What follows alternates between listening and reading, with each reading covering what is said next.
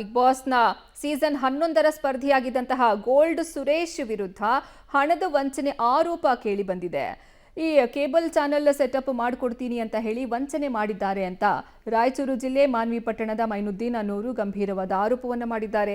ಸುರೇಶ್ ಅವರೊಂದಿಗೆ ಬರೋಬ್ಬರಿ 14 ಲಕ್ಷಕ್ಕೆ ಒಪ್ಪಂದ ಆಗಿತ್ತು. ಅಲ್ಲದೆ ಸುರೇಶ್ 4 ಲಕ್ಷ ರೂಪಾಯಿ ಮುಂಗಡ ಹಣವನ್ನು ಪಡೆದುಕೊಂಡಿದ್ರು. ಆ ಬಳಿಕ ಹಂತ ಹಂತವಾಗಿ 7 ಲಕ್ಷ ರೂಪಾಯಿ ಪಡೆದುಕೊಂಡಿದ್ರು ಅಂತ ಮೈನುದ್ದೀನ್ ಆರೋಪಿಸಿದ್ರು. ಇನ್ನು ಇದಕ್ಕೆ ಗೋಲ್ಡ್ ಸುರೇಶ್ ಸ್ಪಷ್ಟನೆಯನ್ನ ನೀಡಿದ್ದು, ಪ್ರಾಜೆಕ್ಟ್ ಒಪ್ಪಿಕೊಂಡಿದ್ದು ನಿಜ, ನಾನು ಎಷ್ಟು ಹಣ ವಾಪಸ್ ಕೊಡಬೇಕು ಅದನ್ನ ಕೊಟ್ಟಿದ್ದೀನಿ. 8 ವರ್ಷಗಳ ನಂತರ ಅವರು ದುಡ್ಡು ಕೊಡು ಅಂತ ಹೇಳ್ತಿದ್ದಾರೆ. ಇದು ಬಿಸ್ನೆಸ್ ಮ್ಯಾಟರ್, ಸಿವಿಲ್ ಕೋರ್ಟ್ನಲ್ಲಿ ದಾವೆ ಹಾಕಬಹುದಾಗಿತ್ತು.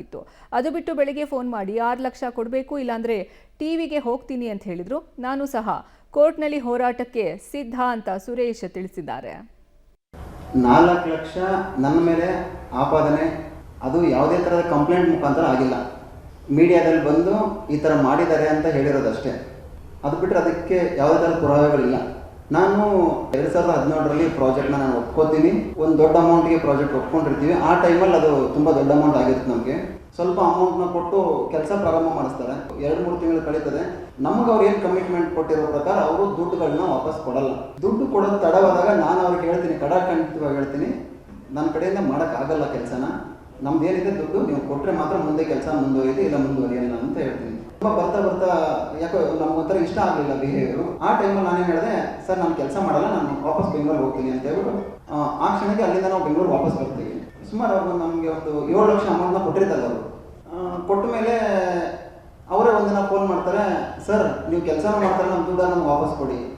ಹೌದು ನಿಜ ಅಲ್ವ, ಕೊಡ್ಬೇಕು ನನ್ನ ದುಡ್ಡು ವಾಪಸ್. ಅವರು ನಾನೇನು ಕೆಲಸ ಮಾಡಿರ್ತೀನಿ, ನಾವೇನು ಅಲ್ಲಿ ಮಟೀರಿಯಲ್ನ ಸಪ್ಲೈ ಮಾಡಿರ್ತೀವಿ, ಅಷ್ಟು ಹಣವನ್ನು ನಾನು ತೆಗೆದುಕೊಂಡು ಇನ್ನುಳಿದ ಹಣ ಎಲ್ಲವನ್ನು ಅವ್ರಿಗೆ ವಾಪಸ್ ಹಿಂತಿರುಗಿಸ್ಕೊಟ್ಟಿದ್ದೀನಿ. ನಾನು ಇದು ನಡೆದದ್ದು 2017-18ರಲ್ಲಿ. ಅವ್ರಿಗೆ ನಾನೇನು ಕೊಡಬೇಕಾಗಿತ್ತು ಅದನ್ನು ಎಲ್ಲವನ್ನೂ ತಲುಪಿಸಿ ಮುಗ್ದಾಗಿತ್ತು.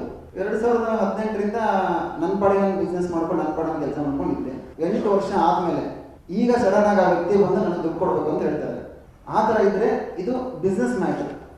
ಇದನ್ನು ಅವರು ಸಿವಿಲ್ ಕೋರ್ಟಲ್ಲಿ ಕೇಸ್ ಮಾಡಿ ಫೈಟ್ ಮಾಡ್ಬೋದಾಗಿತ್ತು. ಆ ಥರದ್ದು ಇಲ್ಲಿವರೆಗೆ ಯಾವುದೇ ಥರದ ಸಿಚುವೇಶನ್ ನಡೆದಿಲ್ಲ. ಸಡನ್ ಆಗಿ ಬೆಳಗ್ಗೆ ಒಂದು ಕಾಲ್ ಬರ್ತದೆ, ನನಗೆ 6 ಲಕ್ಷ ಅಮೌಂಟ್ ಕೊಡಲಿಲ್ಲ ಅಂದರೆ ನಾನು ಚಾನಲ್ಗೆ ಹೋಗ್ಬಿಡ್ತೀನಿ, ಈ ಥರ ಥ್ರೆಟ್ ಮಾಡಿದ್ದು.